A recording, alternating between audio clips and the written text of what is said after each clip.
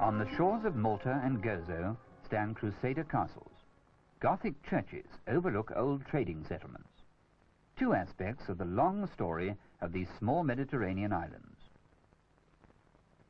Between 3 and 2000 BC, the people who had settled here built some 30 impressive megalithic temples.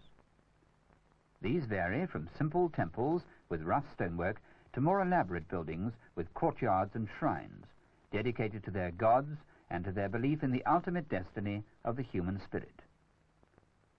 Western Europe has many megalithic tombs, but the people in Malta developed their own unique style. It's likely that they came from Sicily, 60 miles away. During the ensuing centuries, their trade connections gradually extended from Italy and Sardinia eastwards to the Aegean and westwards as far as...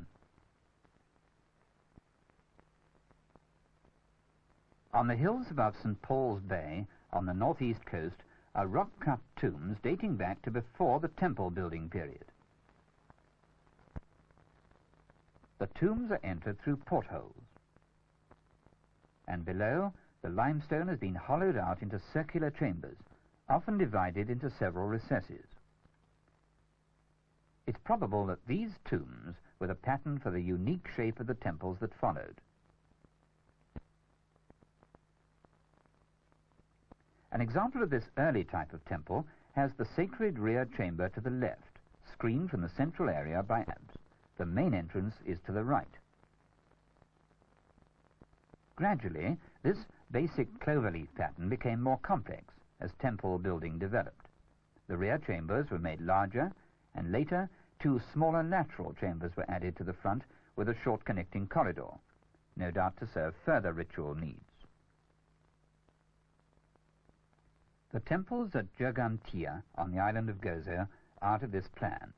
They are built side by side and stand on a great stone platform, while the whole area is surrounded by a wall still over 15 feet high. The inside walls converge towards the top and perhaps supported a wooden roof over part of the courtyard. In all these temples, pairs of sacrificial altars are found on either side of the entrances to the chambers.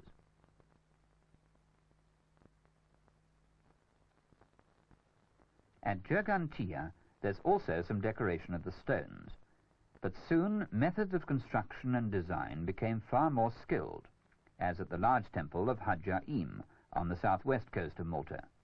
This complicated series of chambers, much altered and reconstructed, embodies many innovations, such as porthole screens, and these mushroom altars with raised rims.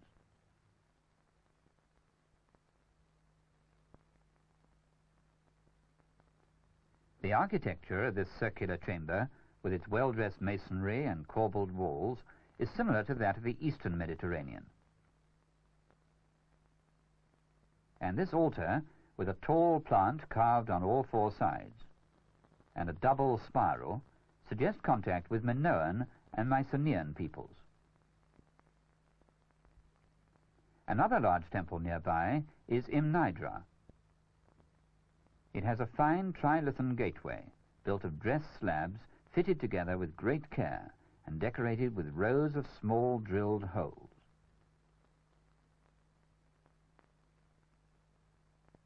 To the left of the entrance, steps lead into a side chamber. A small slot is cut through a slab into the front courtyard, and similar features in other temples suggest that they could have been used for an oracle. But the excavations which attract most attention are at Tarxien. They revealed under 6 feet of soil an intricate arrangement of chambers and walls, the culmination of monumental temple construction.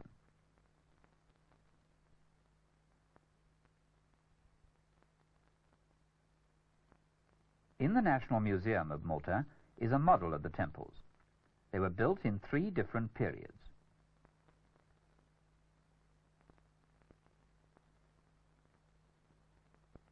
The earliest buildings were to the east. A second stage was added with an unusual 3-chambered plan. In the third period, a much larger temple with courtyards completed the development to the south, and this had a concave facade about the main entrance. Part of the colossal statue of a fertility goddess stands just inside this entrance, and many carved slabs and altars were uncovered during excavation. A flint sacrificial knife was found inside this altar, while the interior was full of the burnt bones of oxen, sheep, pigs, and goats.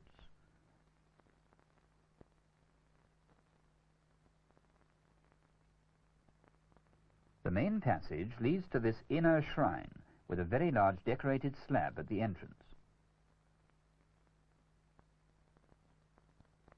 To the right, a corridor leads to the second temple.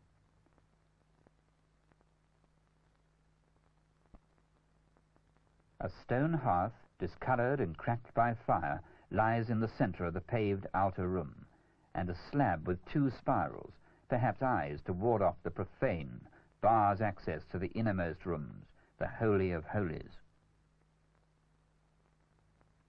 Inside are 2 ornamental stone screens, and there are other fine carvings reminiscent of Eastern Mediterranean sculpture. What is known of the people who lived here so long ago? There is this extraordinary clay figure, again suggesting an affinity with the East. It's 2 feet high, and may be the portrait of a priest. And this little head of clay recalls figurines from the Greek islands. Of everyday belongings, only pottery survives, an amphora with tunnel handles pierced through the clay. A shallow bowl, graceful and well balanced. A decorated bowl with white inlay. A jar with a fitted lid, and this small fragment of pottery, a houseplant perhaps. But of secular things little is known.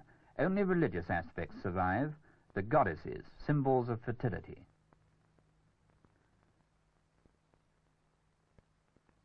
A seated figure and a sleeping lady reclining on a couch, found deep within the most remarkable antiquity of Malta, the Hypogeum.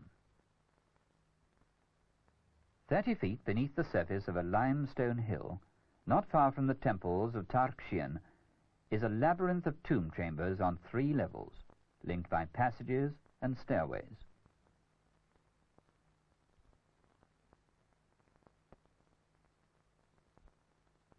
Human bones filled most of this great catacomb, but it's chiefly interesting for the remarkable imitations of megalithic architecture, the facades and painted ceilings of its inner halls, a reproduction hewn from the living rock.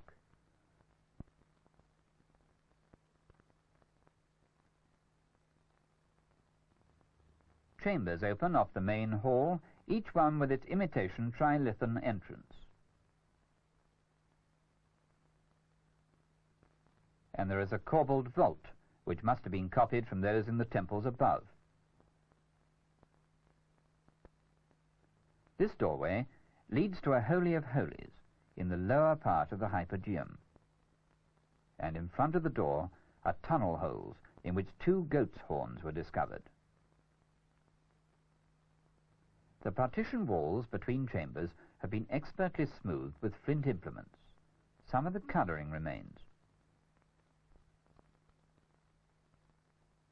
And there's a story told today of the oracle and of the sleeping lady herself, perhaps the priestess who prophesied on the basis of dreams, possibly in this very chamber with its red-painted designs on the ceiling.